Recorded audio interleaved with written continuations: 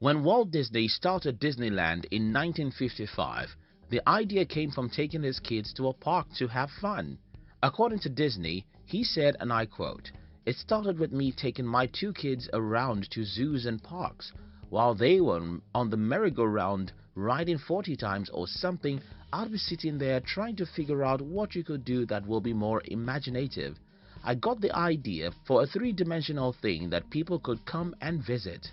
I felt that there should be something built where the parents and children could have fun together."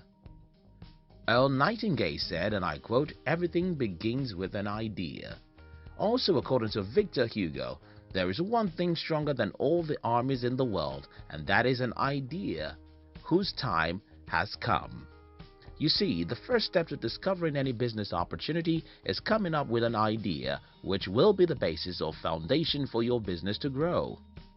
In the case of Disney, it started with the idea of coming up with an idea that will be beneficial to both kids and parents. The question, however, is how can one come up with a relevant business idea, and how to develop the idea to create the perfect business for oneself and one's brand. In this video, I'll share with you how to discover business opportunities. This, I believe, will help you become a successful person. If you're new here, consider subscribing so that you won't miss other interesting videos like this. You see, Andy Boynton, co-author of The Idea Hunter, said, and I quote, "The world around you is filled with ideas that can be useful. So the first step isn't to start racking your brain to come up with the most genius idea, but to take time to search around you and recognize some of the ideas that lie around, waiting to be picked up by someone who can develop the idea." You're probably wondering, why is it important to start by recognizing or creating ideas necessary to meet a need, right? Harvey S. Firestone said, "If you have ideas, you have the main asset you need, and there isn't any limit to what you can do with your business. Ideas are any man's greatest asset." You know what? Let's talk about what a business opportunity is, and also what makes a good business opportunity. Thereafter, we can further discuss how to discover one. What is a business opportunity? A business opportunity is an attractive proposition that provides the possibility of a return for the person taking the risk, which in this case is you.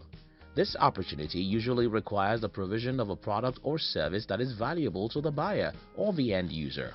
What makes a good business opportunity? 1. It must meet a need. A good idea isn't necessarily a good business opportunity if it doesn't meet a particular need. For instance, you may invent a brilliant technical product that might not make much sense to a school teacher because it isn't in any way meeting any needs of hers. Remember what we said earlier about business opportunities. It must be valuable to the buyer or the end user.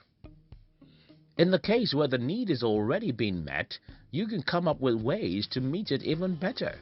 For instance, the idea of a park wasn't new, but Disney simply came up with a way to make it better by involving parents in the fun. 2. The opportunity should and must work in the location that you are establishing it. Again, you need to consider the location of the business. For instance, what is considered to work in one location might not work in another. For instance, making and selling fur coats in temperate regions might not be a good idea. However, in tropical regions, you can be sure to make sales as long as other business conditions are considered and met. If the opportunity meets a need, that's great, but it isn't going to mean much if that need isn't specific to your location. There has to be a demand for the business to thrive. 3. The right pricing for the market. When considering the need that your idea is solving or required to solve, you should also consider the people that the product or service is intended for. Hence, your pricing should be based on the market.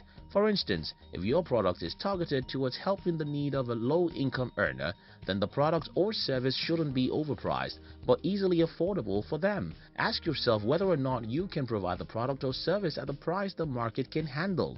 Will your price attract customers while still earning you a profit?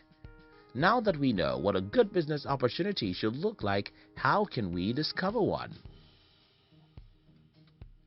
1. Recognize and listen to your potential target audience. Remember what we said about every business starting with a good idea? Let's consider Disney's idea once again.